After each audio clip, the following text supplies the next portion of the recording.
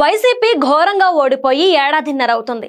అధికారం పోయాక ఆ పార్టీ అధినేత జగన్ రెడ్డి ఎక్కువగా బెంగళూరు ప్యాలెస్ కే పరిమితమయ్యారు. అనుచర గణంతో కూటమి ప్రభుత్వంపై ఎన్ని దండయాత్రలు చేసినా ప్రజల్లో ఆశించిన స్పందన కనిపించడం లేదు. ఈ నేపథ్యంలో వైసీపీ ఫ్యూచర్ ఏంటి, ఆ పార్టీలో ఉంటే తమ భవిష్యత్తు ఎలా ఉంటుంది అనే ఆలోచనలో పడ్డారు చాలా మంది నాయకులు. ఇలాంటి సమయంలో వైసీపీ పనైపోలేదు, ప్రజల్లో తమకు బలమైన సపోర్ట్ ఉంది చాటి చెప్పుకోవాల్సిన పరిస్థితి కనిపిస్తుంది. తెలంగాణలో సరిగ్గా ఇలాంటి పరిస్థితుల్లో ఉన్న భారత రాష్ట్ర సమితికి జూబ్లీ హిల్స్ ఉప ఎన్నిక అనుకోని అవకాశాన్ని ఇచ్చింది.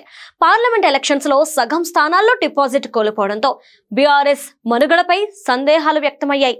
అయితే జూబ్లీ హిల్స్ పోరులో బీఆర్ఎస్ ప్రధాన ప్రత్యర్థి కాంగ్రెస్ పార్టీకి టఫ్ ఫైట్ ఇచ్చింది.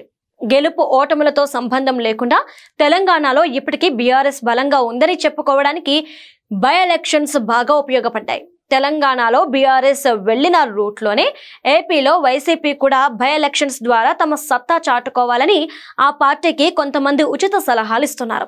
వైసీపీ నుంచి గెలిచిన 11 మంది ఎమ్మెల్యేలలో పార్టీ అధినేత జగన్ గెలిచిన పులివెందుల, సీనియర్ నేత పెద్దిరెడ్డి రామచంద్రారెడ్డి గెలిచిన పుంగనూరు వైసీపీకి బలమైన స్థానాలు. ఈ 2 సీట్లలో ఏదో ఒకదానికి రాజీనామా చేసి ఉప ఎన్నికలు వెళ్లొచ్చనే సూచనలు వస్తున్నాయి. పెద్దిరెడ్డితో కాదనుకుంటే జగన్ ఎమ్మెల్యే పదవికి రాజీనామా చేస్తే పోటీ రసవత్తరంగా ఉంటుంది. ప్రతిపక్ష నేత హోదా ఇవ్వని కూటమిపై తనను 1,00,000 ఓట్ల ఆధిక్యంతో గెలిపించాలనే నినాదం ఎత్తుకుంటే ప్రజలను ఆకర్షించే అవకాశం ఉంది. కాకపోతే ఇక్కడో చిన్న చిక్కు సమస్య వస్తుంది. ఎమ్మెల్యేగా గెలిచినా అసెంబ్లీకి పోయేది లేదంటున్నారు జగన్ రెడ్డి. అసెంబ్లీకి వెళ్ళని జగన్ను గెలిపించడం ఎందుకు అని పులివెందుల ఓటర్లు అనుకుంటే మొదటిగా మోసమవుతుంది. మరి పులివెందుల ఎమ్మెల్యే రిస్క్ తీసుకుని రాజీనామా చేస్తారా, లేక 5 ఏళ్లు వెయిట్ చేసి 2029లోనే అదృష్టం పరీక్షించుకుంటారా?